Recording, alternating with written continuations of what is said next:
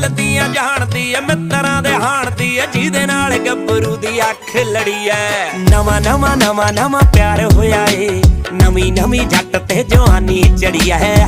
ਨਵਾਂ ਨਵਾਂ ਨਵਾਂ ਨਵਾਂ ਪਿਆਰ ਹੋਇਆ ਏ ਨਵੀਂ ਨਵੀਂ ਜੱਟ ਤੇ ਜਵਾਨੀ ਚੜੀ ਐ।